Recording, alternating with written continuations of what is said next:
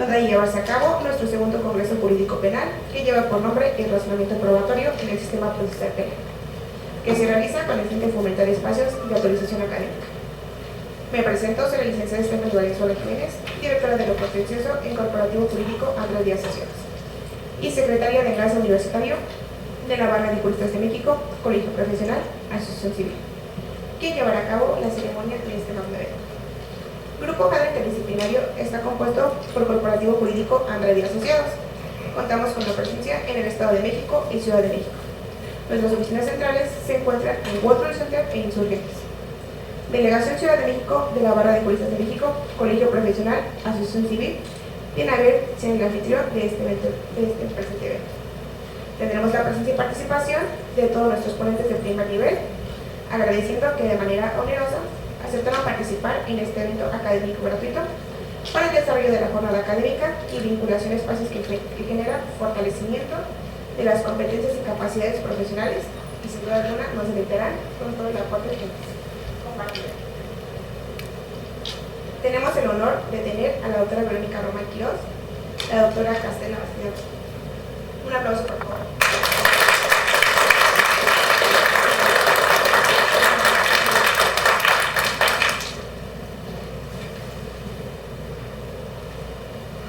Me complace presentar en nuestra prestigiosa mesa de honor, encabezada por nuestro honorable presidente de la Barra de Juristas de México, Colegio Profesional, Asociación Civil, Delegación Ciudad de México, el maestro Edel Octavio Narváez Muñoz.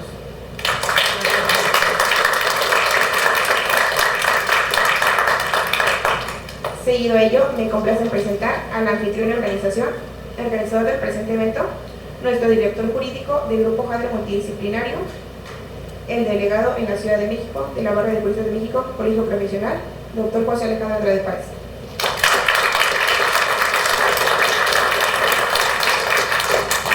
También contamos con la presencia de nuestro secretario de Enlace en la Ciudad de México de la Barra de Juristas de México, Colegio Profesional, Asociación Civil, el licenciado José Jorge Sánchez Illañez.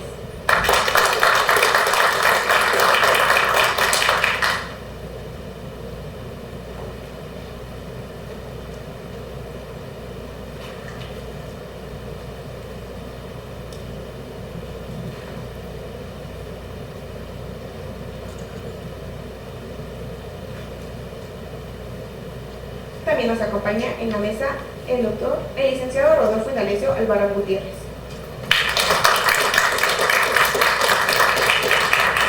Contamos con la presencia de nuestra delegada de Aguascalientes de la Barra de Juristas de México, Colegio Profesional, Asociación Civil, la licenciada Aida Karina Banda Iglesias.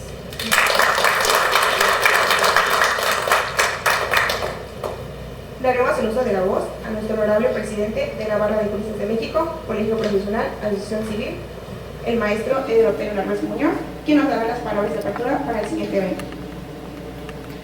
Gracias.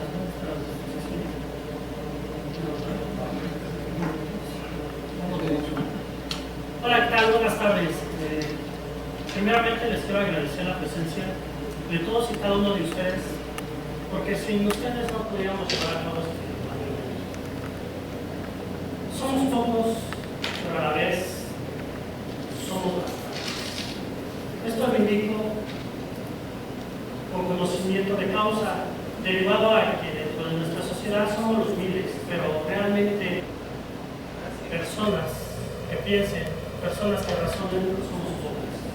Y esas pocas que estamos aquí unidas como las abejas, podemos crear cambios, podemos crear conciencia y podemos cambiar una conciencia social que nos lleve a erradicar la apatía de nuestra sociedad, a instruir a nuestra sociedad. No me gusta mencionar educar, me gusta decir instruir. Hay una gran diferencia entre educar e instruir. Lo he podido ver en diversos momentos de mi vida, tanto cuando estuve en las fuerzas castrenses, como sociólogo, como abogado, y hoy dirigiendo esta asociación civil. Me he dado cuenta que cuando nosotros educamos a la gente, educamos a nuestros subalternos, educamos a nuestros hijos, nos educamos bajo una ideología hegemónica que permea su sentir, y entonces empezamos a editar su pensamiento y con ello su racional. El evento del día de hoy lleva por nombre el razonamiento probatorio. La primera pregunta que yo me haría es, ¿qué es razonar? ¿Realmente razón? ¿Sé qué es razonar? Primeramente tengo que entender qué es pensar. Mismo cuestionamiento, muchos decimos, es que no pensé, es que creí, pero realmente no sabemos qué es pensar. Pensar es darnos cuenta de todo lo que impacta en el exterior de nuestra persona, ya sean los colores, ya sea una persona, ya sea un automóvil, ese impacto que tenemos con esa esencia exterior nos lleva a pensar, a entender nuestra vista, porque ver no es simplemente abrir los ojos y que el cerebro de una forma irracional nos llega bien cara y bien conectado. El ver es observar, es tomar detalle del carro que está pasando, las placas que lleva, porque lleva ese portafolio, ser consciente de todo lo que nos está impactando en nuestra vista, porque este sentido de la vista se va a ir al cerebro y el cerebro lo va a fragmentar y nos va a crear una realidad, pero esta realidad es creada por el cerebro, no creada por nuestra esencia. Entonces, en esta situación tenemos también que entender que nuestra mente es como un órgano más, como una mano, como un pie, como unos ojos. Pero si nosotros no educamos a nuestra mente, los pensamientos nos dominan y nos empiezan a destruir. Y no podemos hablar de que estamos razonando, simplemente estamos reaccionando lo que nos mueve. Aquí, este congreso es razonamiento probatorio. Razonar es educar mi vista, educar mi oído, educar mi habla, educar mi gusto.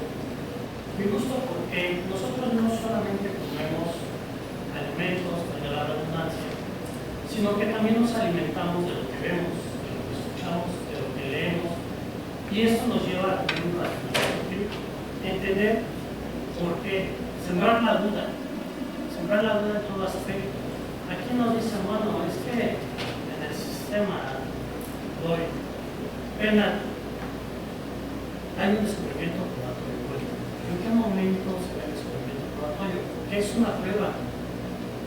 ¿Qué vehículo tengo que usar yo para ir filtrando esos elementos y llegar a construir una hipótesis de pensamiento que atienda a la realidad, a lo que pasó, para sentarlo en un proyecto racional y poderlo sostener con un juicio? Por eso es que yo los invito a dudar de todo lo que nosotros digamos, a dudar de todo lo que está en los libros. Por eso yo no hablo de educación, sino de discusión. Lo que está en los libros ya fue pensado, fue concatenado, pero de alguna forma fue permeado por una ideología, ya sea de sometimiento o de control poblacional. Por lo tanto, si nosotros no vamos allá, no vamos más allá de lo que dice ese libro, de lo que dice el autor, nos vamos a quedar sostenidos en el pensamiento de una persona ajena, y eso nos quita la calidad humana, nos quita la esencia crítica, que es el sentido del ser humano. Por eso decidimos nominar este congreso como razonamiento probatorio, saliéndonos de lo penal y entrando a lo común. Sin más, cedo la palabra a la doctora para que nos dé su ponencia, no lo vale más.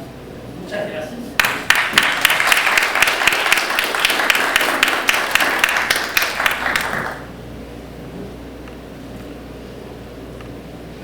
Muchas gracias, maestro Beder. Agradecemos la presencia de igual manera del maestro César Agustín Hernández Pérez, diputado repetido de la 65ª legislatura, y la licenciada Perla Amaya Patiño, quienes hacen posible la instancia y permanencia en el presente recinto. Saludamos y agradecemos al licenciado Tomás López,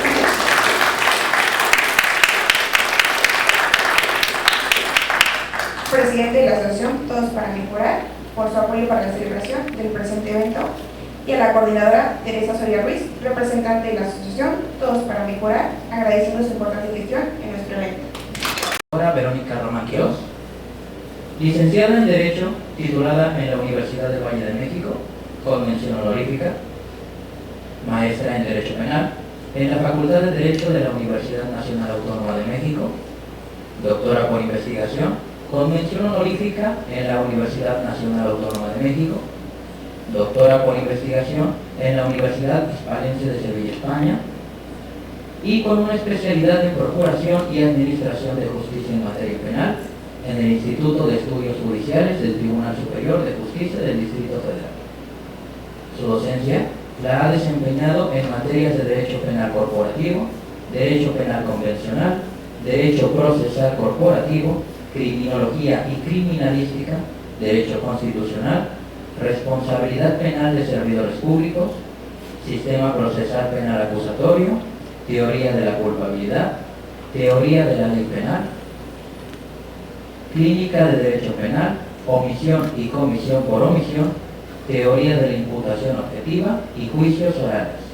Todo ello en la Facultad de Derecho de la Universidad Nacional Autónoma de México, el Tecnológico de Monterrey, Escuela Libre de Derecho, Casa de Cultura Jurídica de la Suprema Corte de Justicia de la Nación, Tribunales Superiores de Justicia, Procuraduría General de la República Mexicana, Instituto de la Defensoría Pública,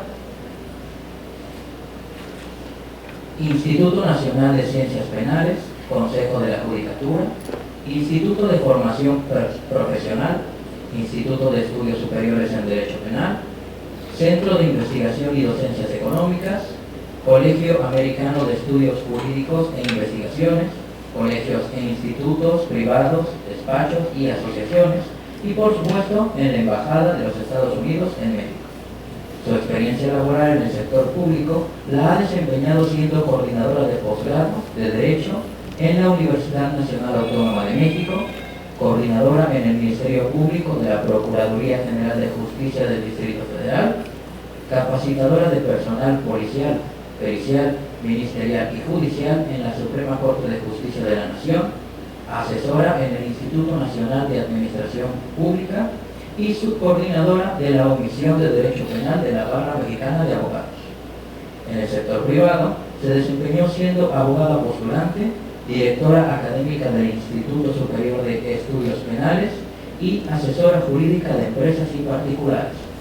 Sus cargos honoríficos son miembro del Comité Técnico de la Unidad de Inteligencia Financiera de revisión de programas y capacitación, conferencista en diversos medios de comunicación, congresos, obras y vínculos de estudio, y articulista en diversos documentales.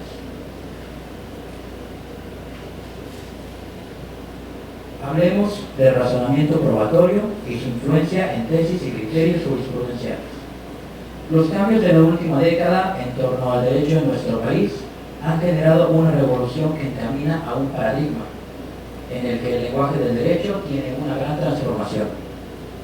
Habiendo entonces cambios dramáticos en nuestro sistema, el personal jurisdiccional y los materiales de apoyo deben de tener una evolución, para que con ello no se queden atrás en la formación de la competencia y habilidades propias del nuevo paradigma constitucional. En este contexto, el razonamiento probatorio es una herramienta para las personas encargadas de juzgar las pruebas, puesto que con este se pretende realizar un adecuado análisis de la prueba, apegándose al respeto y la protección de los derechos humanos. La correcta valoración de las pruebas, así como el cauce que conecta los hechos y la averiguación de la verdad, tiene que tener un elemento racional para poder ser posible. Por ello, el razonamiento probatorio es un tema que ha cobrado más relevancia en la actividad jurisdiccional. Entonces encontramos que el razonamiento probatorio en nuestra actualidad se encuentra desde un marco enfocado a los derechos humanos, demandando que la actuación jurisdiccional garantice el derecho fundamental a la prueba, así como al debido proceso. De acuerdo a los criterios jurisprudenciales, son el conjunto de tesis que constituyen un valioso material de orientación y enseñanza que señala a los jueces la solución de la multiplicidad de cuestiones jurídicas que contemplan, que suplen las lagunas y deficiencias del orden jurídico positivo y que guían al legislador en el sendero de su obra futura. Se trata en general de un derecho subjetivo instrumental para garantizar que la aplicación del derecho sea correcta y no arbitraria. Por ello, la importancia de que las personas juzgadoras tengan una buena formación en relación al razonamiento probatorio, para que con ello tratar de no tomar malas decisiones que afecten los derechos que integran a la prueba. Recibamos con un fuerte aplauso a la doctora Verónica.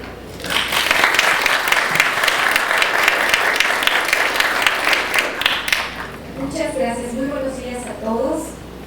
Muy buenos días, señor presidente de este colegio. Muchísimas gracias a todo el honorable presidium y pues mi gratitud para todos y cada uno de ustedes que están acompañándonos.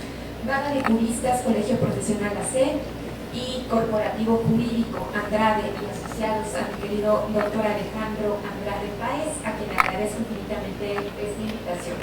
Y bueno, pues ya escuchamos este joven talento que ha sido el presentador de su servidora, que vamos a platicar sobre el razonamiento probatorio y la influencia que han tenido los criterios judiciales, porque obviamente, como ya nos presidió nuestro querido presidente de la Barra, ha referido que nosotros tenemos que entrenar al cerebro, que nosotros tenemos que destacar lo que ya el derecho constitucional nos ha previsto.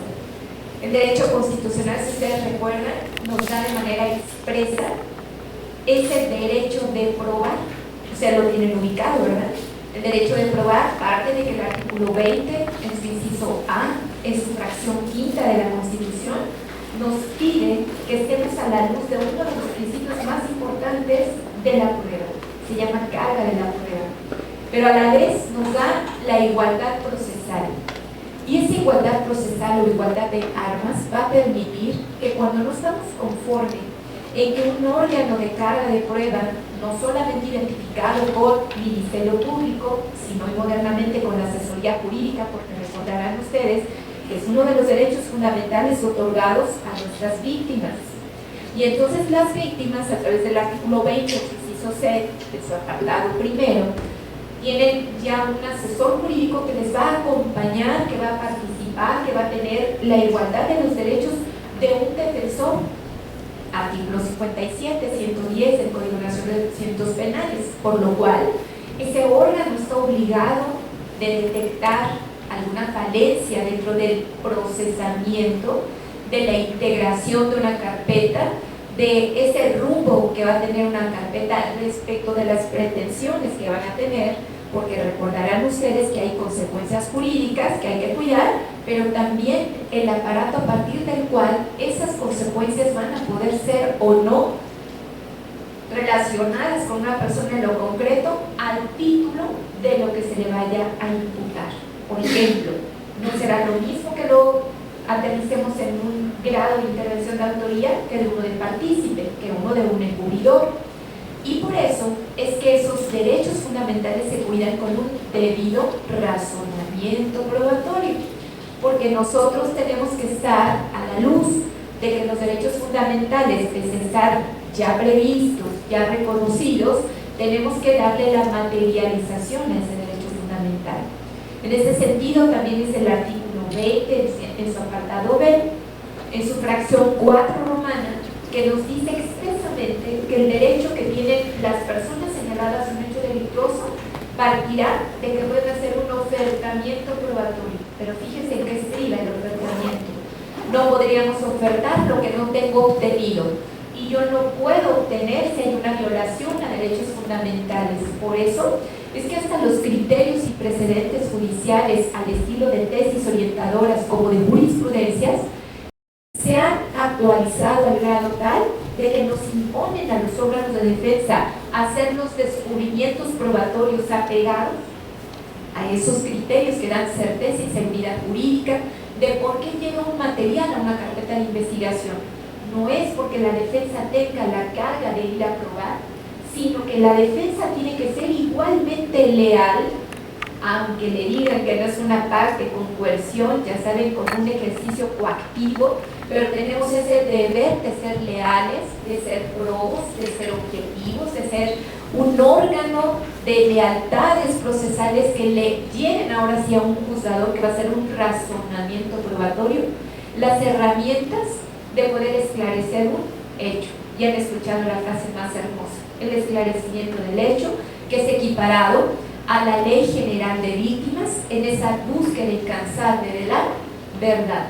Y a partir de esto, la verdad en ustedes cobra una conciencia de lo que han sido distintas posturas, porque la verdad no solamente la pretendemos como una verdad histórica, sino la pretendimos en algún momento como esa verdad procesal, la verdad que se forma a la luz de lo que exista, y a partir de ello voy a decir frases que suenan incluso apanicantes, pero son las realidades porque somos humanos. Lo que se lleva a una carpeta de investigación no quiere decir que haya sido la verdad de lo acaecido, y eso es grave. Y entonces, si nosotros tenemos en una carpeta de investigación un dato de prueba que fue un antecedente o registro en la carpeta de investigación, ¿se imaginan si nosotros seguimos permitiendo que eso, que ni siquiera ha llegado a ser dato de prueba, ni mucho menos se ha desahogado, ni se ha mediado, ni se ha ejercido control de contradicción, ni mucho menos ha sido sometido a este escrutinio filtrador de si acredita o disprueba una conducta, y eso está con un tinte de ilicitud, de ilegalidad, de incumplimiento, de vejación o conculcación a derechos fundamentales? Estaríamos permitiendo a una sociedad caminar por lo que no queremos, porque hacemos críticas, y las críticas son viables, son razonables, pero tenemos que aprender entonces a ejercer debidamente nuestro rol, desde que somos estudiantes, cuando somos una sociedad imparcial mirando un evento delictuoso y decimos yo no quiero convertirme en testigo, no quiero proveer de mis registros videográficos que pueden desprender una evidencia o no, porque acuérdense que también una cosa es lo que diga el video y el resto concatenado circunstanciadamente de lo que se pueda probar o pretender a través de una premisa, una inferencia, los enlaces del juicio, y poder llegar a las conclusivas que se requieran. Por eso es tan importante que el Ministerio Público, en ese rol imparcial, objetivo, como el asesor jurídico comprometido, que no se llegue a sentar a una audiencia y que diga me adhiero a la misma postura, sino que haga su labor precisamente auditiva, decía nuestro presidente Barra. Oigan, hay que aprender, hay que educar, hay que vivir. ¿Qué es lo que estuvo mal? Porque ya leí, ya tuve acceso a la carpeta. Luego entonces, ¿qué amplío? ¿Qué perfecciono? Y ahorita vamos a platicar si indicios pueden ser perfeccionados o si en realidad, como ya modernamente y por el estadio que nos encontramos en materia procesal, podemos ya no estar con esas frases que antes repetíamos, la prueba vale más que el indicio, o los indicios pueden, como hoy por hoy en la tesis 202-666-3, poder afirmar que esos indicios y esas pruebas circunstanciadas sí están siendo aplicables al sistema acusatorio adversarial. ¿Y por qué? A partir de un sistema de valoración lógica y libre podemos alcanzar esos estadios de la certeza, la seguridad de que a quien condenemos, absolvamos, de a quien vinculemos a procesos, de al que no vinculemos a procesos, del que le determinemos la imposición, modificación, cancelación, incremento, sumatoria de medidas cautelares, es o no correcto. Y entonces fíjense, chicos, que la percepción, como uno de los procesos analíticos, cognitivos que tiene el ser humano, nos puede dar pautas, pistas, nos puede obligar a ponerlas en conocimiento de autoridades, sin duda, pero también necesitan de que ese conocimiento científico que está permeado por todo lo que hemos logrado a lo largo de nuestra ciencia jurídica tenga vigencia. Y entonces, si nosotros dijimos que hay un principio de legalidad, principio de licitud al cual apegarnos, respetemos derechos fundamentales, respetemos protocolos de actuación porque tienen una finalidad. Y no podemos permitir que nuestras víctimas y que las personas señaladas del hecho delictuoso se queden con la etiqueta así nada más, porque se dijo es víctima o es una persona que cometió el hecho delictuoso. ¿Y cuál hecho delictuoso? Con otra etiqueta. Y en esto me voy a meter entonces en nuestros precedentes y jurisprudencias que han sido emitidas. Fíjense ustedes, por ejemplo, una 2014-800 refiere que al juzgador le será permitido que haga una supuesta adecuación de esa conducta que le han puesto un conocimiento respecto del hecho a través del cual ella va a dar una clasificación jurídica a ese evento que va a aventar hacia el futuro para que se resuelvan porque entre tanto ya lo consideró como un hecho delictivo y que por ende la persona sí alcanzó los rangos del estándar probatorio, que es otra temática maravillosa, registrados en el artículo 316 del Código Nacional de Procedimientos Penales, porque dijo, si se trata de un hecho con apariencia delictuosa, luego entonces en tu grado señalado de interventor, autor, partícipe, te voy a dejar vinculado a proceso.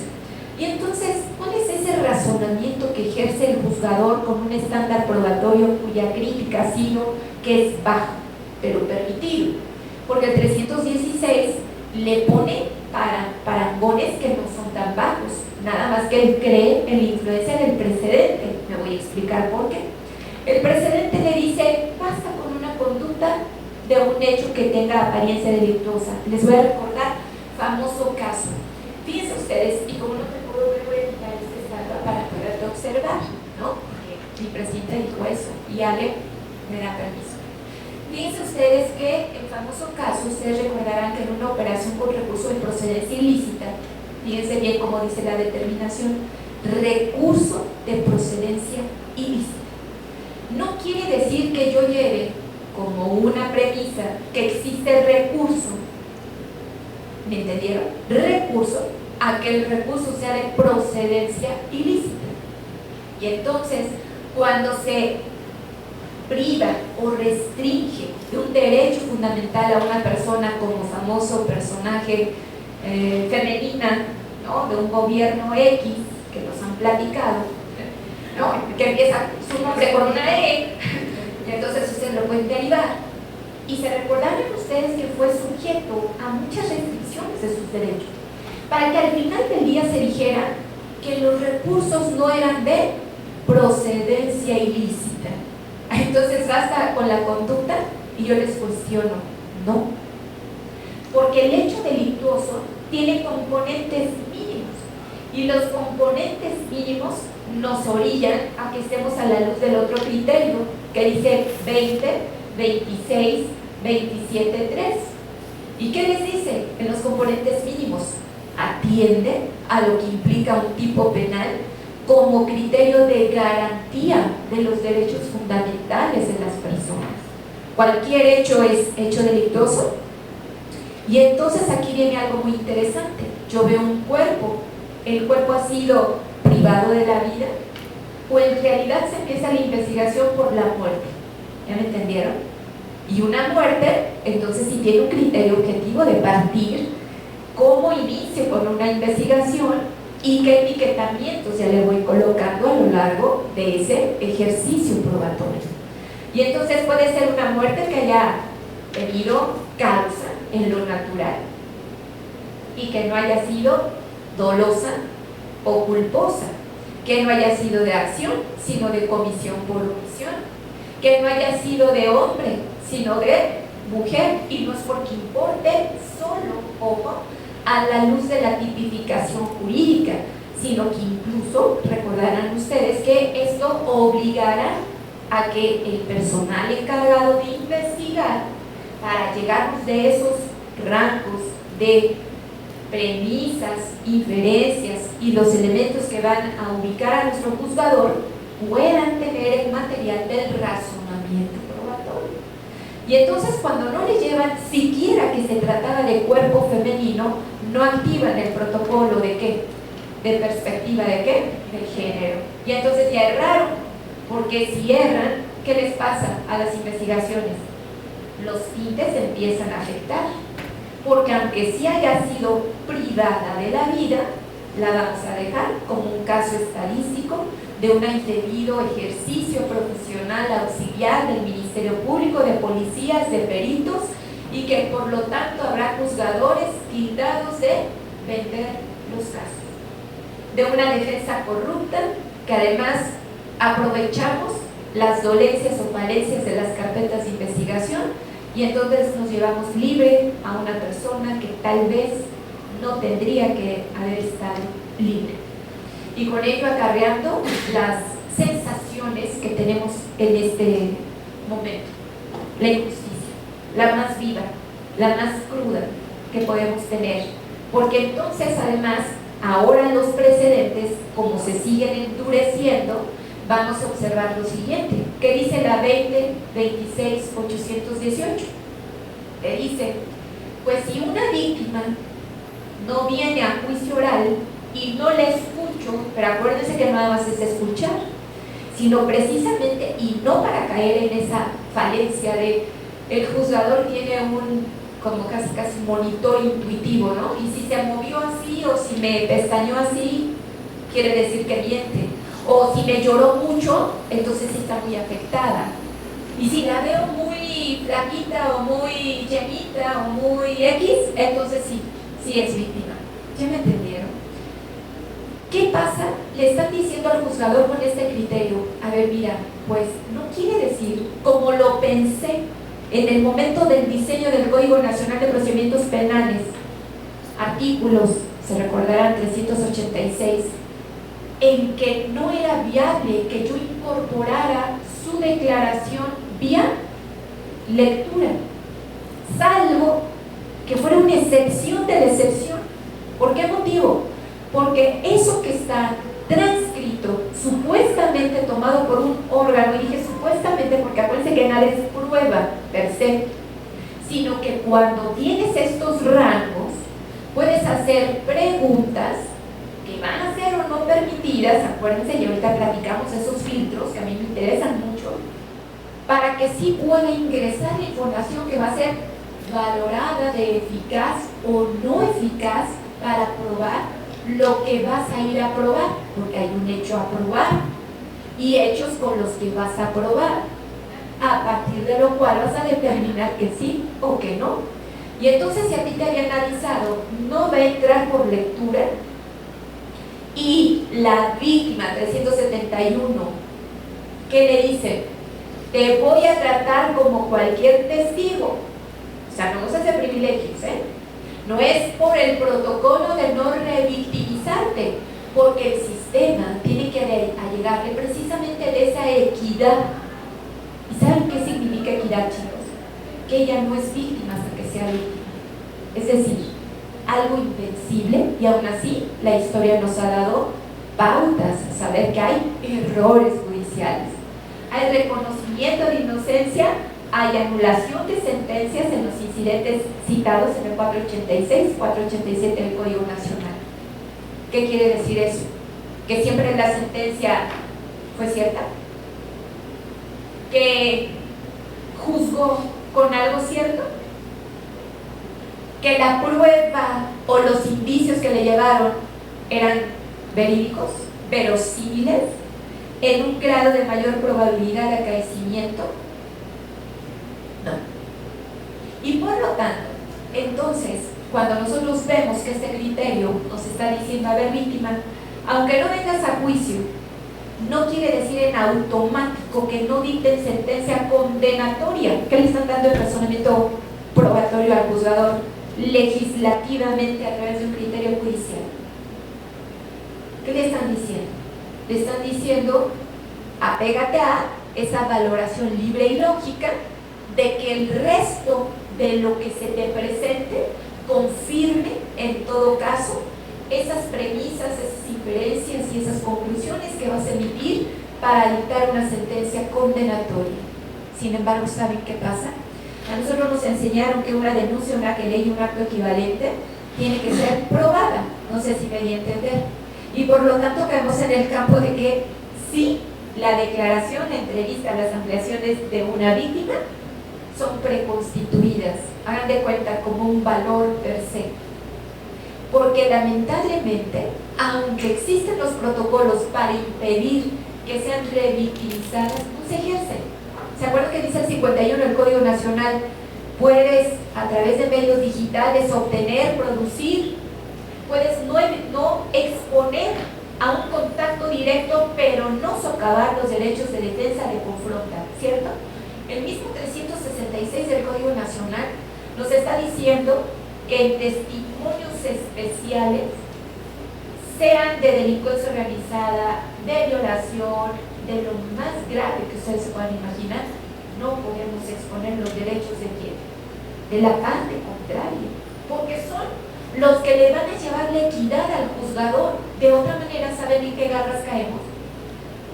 En cuando ellos eran los que recababan prueba de oficio, en cuando ellos eran las personas que decían esto entra, esto no entra, esto tiene valor, esto no, lo escucho o no lo escucho, si flota fue porque lo cometió, pero si se hunde fue pues porque, ya saben, o sea, de todas maneras era culpable.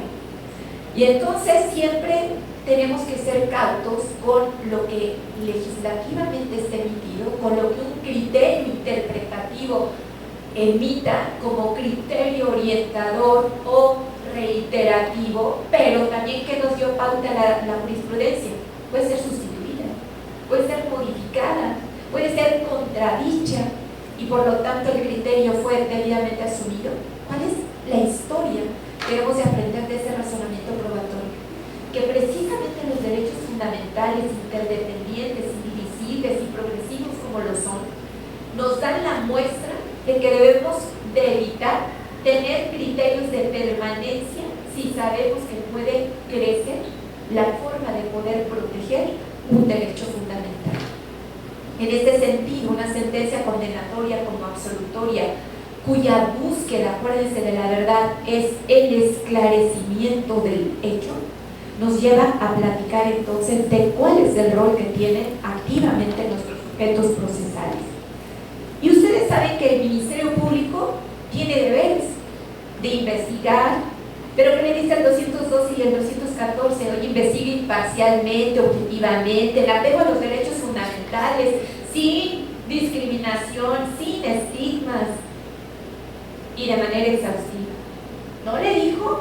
Acredita que existe un delito, porque entonces partimos de una falsa premisa. Le dijo investiga y verifica si es o no creíble la denuncia, querella y acto equivalente, y regresa al punto. ¿Quién denuncia? ¿Quién se querella? ¿Ya vieron? La persona o el titular del bien jurídico o el que esté legitimado para hacerlo. Y por lo tanto, ¿qué provee? Señalamientos, cuento con esto, ¿no? Pregúntale a tal, recaba un video porque yo vi que estaba ahí el video. Y entonces fíjense, ahorita les voy a explicar el indicio y la prueba, porque no es de mayor peso uno que el otro. Hagan de cuenta, señala a la víctima, la persona que acaba de imponerme cópula venciendo mi libertad sexual. Es cierto, eso no dice la víctima, pero bueno, imaginemos que lo dice. Vía tal o vía tal o vía tal, es ese. Otro es ese, tú no. ¿Y qué creen?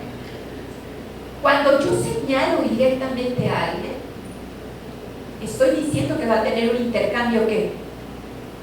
Mi cuerpo, ¿sí o no? Con respecto al sujeto señalado o respecto del lugar en donde acaecieron los eventos, ¿sí o no? ¿Verdad? Más o menos. ¿Qué tal que me bañé? Y puede ser que no guarde indicios, pero ¿qué tal que tengo indicios cuando menos físicos? Tal vez no genéticos, pero sí una posición víctima-victimario en donde ustedes pudieran calcular fuerza, sometimiento. ¿Qué tal si tiene un cabello? ¿Qué tal que tiene maquillaje? ¿Qué tal que tiene un intercambio de una patada que le di con un taconazo y corresponde exactamente, se va entendiendo? Y entonces cada indicio va de lo individual por el aporte que llegue a tener en relación a lo que yo estoy apuntando y con lo que quiero probar o disprobar. En este sentido, entonces, fíjense, ¿qué es la prueba? Genéticamente, si es que hubiese conservado algún indicio en mi cuerpo, sino en la ropa que haya portado ese día, escuchen bien, ropa que haya portado ese día, haya estado en la sustancia a verificar, ¿y qué creen? ¿Correspondió o no? Y no correspondió. Pero yo lo vi, y yo dije, sin temor, porque además son unas frases increíbles, hasta se rieron, claro, sin temor a equivocarme, lo podría reconocer una y mil veces. aunque se quite la barba, aunque se la ponga, aunque lo pongan de traje y aunque lo pongan como lo pongan. Porque yo soy como fisionomista, ¿no? Y entonces conozco hasta los rasgos, los tonos de voz, podría volver a repetirme las frases. Y me llevan a una prueba de acústica y fallo.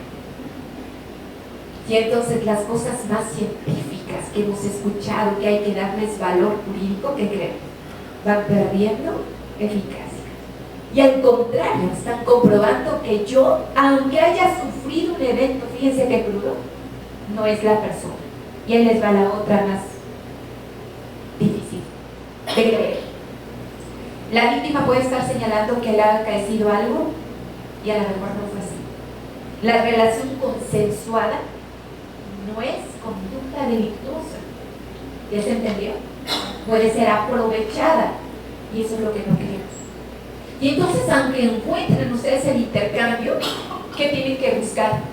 Los otros elementos típicos que de estar a la luz de un asqueroso, y permítanmelo así la expresión, criterio del 14800, que es una jurisprudencia, y que me dice, pues basta con que el juez lo adecue a la conducta y con eso nos vamos. Pero además, que me exoneres de darle el estándar probatorio aquí para poderme pronunciar uno a uno, porque le corresponderá a mi compañerito, al juez del oral, en un momento de sentencia, porque así lo dice el 259, el 359, porque necesito que la valoración lógica y libre se ejerza para ese momento, porque se dijo que no queremos mini juicios. Ah, no, y entonces ¿por qué existen etapas que sí me llevan a reflexionar? La etapa 1, ejercicio.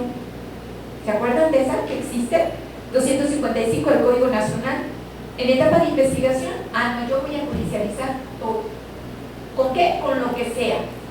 Oye, pero lo tuvo mal el policía, ya vinieron los señalados. Lo voy a llevar. Y además lo voy a defender. Que eso fue así. Porque si no, ¿cómo hubiera yo detenido a una persona?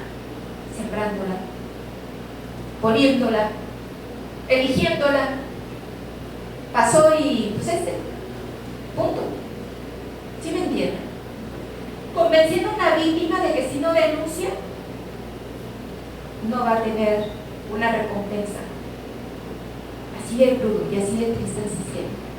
Y entonces hagan de cuenta que cuando nosotros analizamos a la luz de estas falibilidades humanas, corruptelas, nos lleva al estadio de reflexionar.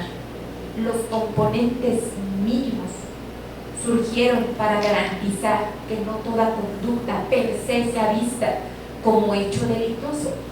Sí. ¿Obliga a que las partes hagan un ejercicio desde etapas tempranas? Sí, les digo no solo el no ejercicio, pero ¿qué les hablo de un plazo en una prórroga constitucional? ¿Se acuerdan del 314? ¿Qué finalidad tendría? Pues desahogar. ¿Qué cosas? Los datos de prueba. El dato de prueba, ¿qué tendría que significar? Lo que confirme que no existe un elemento del hecho delictuoso o que existiendo todos los elementos del tipo penal hay una causa justificante o estando una tipicidad con antijuicialidad formal y material debidamente probadas, exista una causal viable de exculpación de la persona por haber actuado ante una figura última de la ratio del derecho penal, que sería la no exigibilidad de otra conducta, y que por lo tanto, aunque haya habido muerte, aunque haya habido lo que haya habido de destrucción de bienes jurídicos, se le pueda, atento con el razonamiento probatorio, decirle a esa persona, sé que no tenías otra alternativa de actuación, y que atento en el arsenal que me ha provisto el órgano, o sea, imagínense así, ¿no? El órgano encargado de la investigación, no dije de la acusación, ¿ya vieron? Y no voy a hablar de testigos de cargo como de descargo, sino testigos de esclarecimiento de los hechos, porque eso sí sería imparcial, y eso sí sería lo que una sociedad quisiéramos, porque no vale más el perito de la fiscalía que el perito de la defensa. ¿Por qué motivo? Y esto entonces ven un precedente asquerosísimo que es el 2023-151, en que dice la vinculación a proceso sostenida por los datos de prueba que te haya llegado la Fiscalía, vale, y no ha violado derecho fundamental alguno. ¿Por qué? Pues porque me los proveyó la Fiscalía. Bueno, entonces, hay capítulo de delitos en contra de la Procuración y Administración de Justicia. Oyeron que a veces daba yo clases de responsabilidad penal de servidores públicos, ya me di a entender. No existiría. Si de verdad siempre fuera así.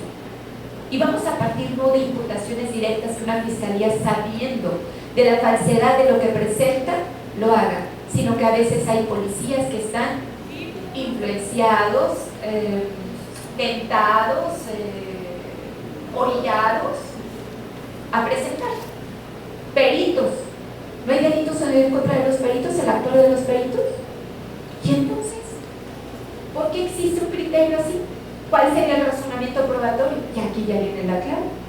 Que el juzgador se ampara en no realizar razonamiento probatorio en etapas preliminares y dice, te vinculo al proceso solo porque me dijeron con que tengo una conducta y con que tenga más o menos ahí un tipo penal que me haya alguien sugerido. No fui yo, mira, fue la Fiscalía. Y yo simplemente dije, sí, me parece. No es abuso, pero es fraude. No es robo, pero es fraude específico. No es abuso sexual, pero fue una tentativa de violación. O sea, eso que nos dijo no es razonar probatoriamente. ¿Saben por qué? El razonamiento le hubiera exigido del proceso analítico, lógico, de valoración de lo que le presentaron las partes uno a uno para decir este sí, este no, por qué motivo, y obviamente llegar a su conclusión. En el momento que con ese dato de prueba, ejemplo, que haya referido, se le resta valor probatorio a la prueba genética presentada en relación a que afirmó que el fulanito se vino adentro de, tendría que ver algo, y que acudió de manera inmediata a presentarla, y que además proporcionó la descripción que a la luz del 277 del Código Nacional hiciera viable la identificación del sujeto activo del hecho delictuoso, quien en calidad de autor material, es decir, por haber concretizado, actualizado el verbo núcleo rector, es y nadie más. ¿Sí se entiende? Pero ya le restó el valor, ¿no? No dijo, bueno, será una sentencia absolutoria, la que en todo caso, porque además, ¿qué creen? Y aquí viene la otra parte de los indicios y la prueba. ¿Se acuerdan que la que denuncia es una prueba directa? Y en cambio lo indirecto es sobre lo indirecto, ¿verdad? Porque no es conocido, no estuviste en la percepción de los hechos y solamente interpretas lo que ves del hecho conforme a lo que puedes presentar. Es decir, ¿a ti te consta que la ropa que te lleva esa víctima es la que llevaba ese día, en ese momento? ¿Me voy a entender? ¿No? Y si no tienen las dos, digamos, sustancias vinculantes entre una víctima y un victimario, cuando mucho podrías decir si es que a una víctima le pertenece o no. Y porque se lo quitó quien enseñó un protocolo de embalaje, porque vio si es algo. Y entonces lleva un indicio en un paquete. Ya me cuenta, sigo atemorizándome. Porque cuando en el 277 se le aplicó el procedimiento de reconocimiento de la persona, bastó con un par de características y dice el 277. Cuando no te sea posible practicarla, Ministerio Público, con las mismas características, solo deja aceptado el porqué. O sea, puedo poner a un blanco con una persona más morenita, un alto con uno más chaparrito, X y Y. Y toda la improbabilidad o toda la subjetividad de la percepción, de la psicología del testimonio, de todos los que han percibido un evento delictuoso, también entrar al juego del razonamiento probatorio.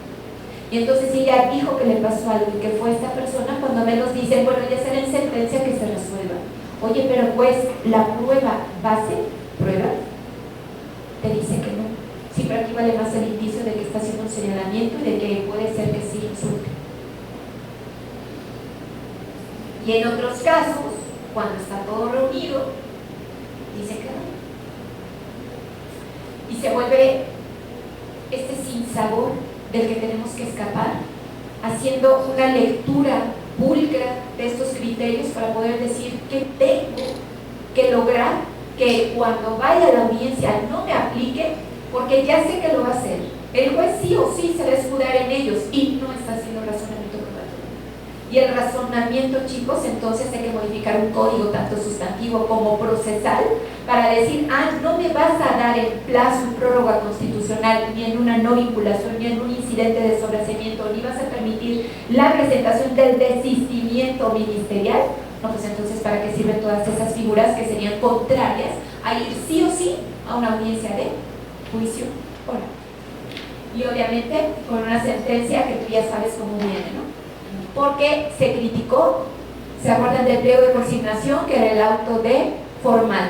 Hoy va a ser pues con el de vinculación a proceso y con una posible sentencia que venga así. Y obviamente los criterios de los revisores, porque el razonamiento alcanza todos los momentos.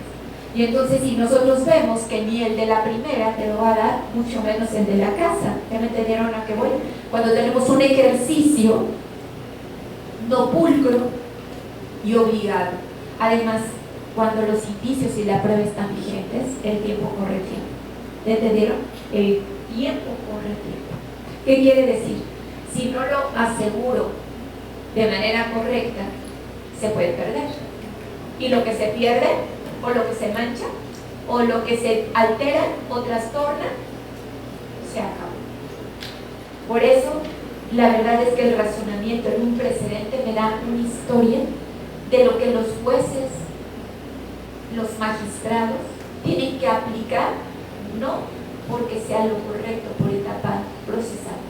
Les dejo de tarea leer el principio de intrusión probatoria, que por etapas y por figuras procesales tiene que ser respetado. ¿Saben qué significa esto? Que si el juzgador se tiene que pronunciar en un 319, chicos, la no vinculación a proceso, por un extraordinario desahogo probatorio del 314, segundo párrafo hasta el primero, ¿saben a qué me refería? Datos y medios. Déjenme que les diga nada más mi posición de ahí. El dato de prueba vale menos que el medio de prueba, porque dice la tesis que no hay necesidad de perfeccionarlos. Yo no sabía que se puede perfeccionar un dato de prueba, sino más bien, chicos, lo que pasa es que el dato de prueba tiene una regla de litigación oral diversa a el medio de prueba. El medio de prueba es interrogado, es contrainterrogado, es replicado, duplicado. El dato de prueba es leído, es extraído de su, digamos, de su particularidad de utilidad y eficacia probatoria para que se pretenda por alguna de las partes presentarlo. Pero la perfección, a ver, escúchenme entonces, voy a perfeccionar permitiendo, como sí hay reglas en el código 371, y dice, háganle preguntas abiertas, casi, al sujeto que ya entregó entrevista, informe o dictamen. ¿Saben qué implica esto? Que entonces no hay un criterio de por qué ir a una audiencia de filtro, de admisión probatoria, que es un tema que quería platicar con ustedes, porque la admisión, gracias mi reina linda, la admisión es un temazo. La admisión probatoria nos pega con todo lo que ya platicamos. Fíjense ustedes, si de verdad la admisión funcionara, voy a ponerles solamente un par de ejemplos. 335, último párrafo, refiere el escrito de acusación: de quererse ofertar la lista de testigos, se dirán los puntos de debate. Puntos de debate, o sea, cierra. Y se acuerdan que del contrainterrogatorio, que es el derecho de ir a debatir, a confrontar, a contrastar, de entre el sí y el no, no de poner a la vista otro dato de prueba u otra versión de lo ya conocido, porque eso entonces ocuparía la técnica de la refutabilidad. Y entonces, ¿qué significa esto? Que si yo permito ir a un filtro que dejé preparado en un auto de apertura a juicio oral, el razonamiento probatorio al aperto estaría permitiendo, porque dice, tengo al testigo en vivo, le pueden preguntar. ¿Y dónde está la psicología del testimonio, en donde te dice que la atención, el control, la concentración y la memoria de un testigo está predeterminada entre esa mediación del tiempo de la puesta en conocimiento a una autoridad de lo vivenciado a detalle y no a posteriori a que esa persona pudiera saber más, recordar más y recordarlo con una mejor pulcritud descriptiva. Porque eso ya suena a como cuando me citas y me dicen, si te pregunto esto, me contestas. Ah, pero aquí hay una discrepancia y una posibilidad a que se vea como que no tan creíble. Entonces ten cuidado, si te preguntan, vamos a decir que, y miren, no es porque no sea real, pero no sé si ya me di a entender. No hagas cosas malas que parezcan buenas. Ya me di a entender. Y entonces si alguien fue y no tuvo la capacidad por tener esa conmoción o aproximación a haber vivido un hecho victimizante, pues es obvio que el que es experto, que es un psicólogo, por ejemplo, contensor de esos eventos, tiene que acompañar a una víctima para estabilizar y proporcionar un debido señalamiento, descripción, lugar, hora, acaecimiento, por qué percibí, qué recuerdo, cómo lo recuerdo, poder hacer experiencias, en fin. O sea, hay que trabajar, pero no hay que crear, no hay que fabricar y por supuesto no hay que consentir que una víctima tenga una sepultura respecto de lo que haya vivido y que entonces esa reparación del daño integral sea solamente una pretensión en el sueño de algún loco, ¿no? O de su familia, o que acallada su voz, así como muchas de las chicas que están sacando en los videos que han perdido la vida, no tenga esa familia casi la paz que le pueda dar una investigación. Fíjense por qué el hallazgo de cuerpos puede generar tanta ansiedad, angustia. Fíjense qué ansiedad al pasado, angustia hacia el futuro, de cuando me entreguen un hueso, ¿será de mi familia o no? ¿Ya entendieron? Sí me dieron el hueso, pero no sé si sea. Además no sé la causa, además no sé quién. Y se acuerdan que la mente de una víctima que dice, pero yo quiero todo, yo quiero que me digas, yo quiero que me lo entregues porque le quiero dar una cristiana sepultura. En fin, o cualquier vínculo espiritual que tenga. Y además casi quiero enfrentar a esa persona que lo ha cometido. Y entonces el razonamiento actual es, casi es cerrar antes de tiempo, porque si tú aceptas que está desaparecido o muerto, se acaba el procedimiento y tú recibes una reparación integral, ¿no? Ahí te doy un cheque y listo, y de eso no se trata. El razonamiento que es entonces es haber deducido uno a uno el valor de lo que le presenten en la eficacia pretendida. Y entonces si el juez nos dice condeno o absuelvo, tengan ustedes la certeza que ese día te vas a ir con una sensación y emoción de haber estado en un momento de justicia, de lo probable y de lo acaecido. De otra manera no se puede. Agradezco infinitamente a mi querido doctor Ale esta invitación, querido presidente y cada uno de este honorable presidium que me acompañó el día de hoy, y a ustedes por la petición de haber charlado con ustedes un par de minutos. Tengo que retirarme porque hay que trabajar. A veces, ¿no? A veces hay que seguir trabajando precisamente en estas cosas que estamos haciendo de carpetas. Que Dios me los cuide, me los bendiga y que sigan exitosísimos en todas las áreas que emprendan. Muchísimas gracias.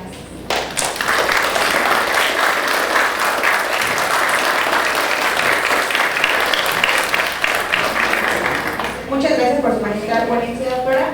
Le hacemos la entrega de su reconocimiento por su participación en nuestro congreso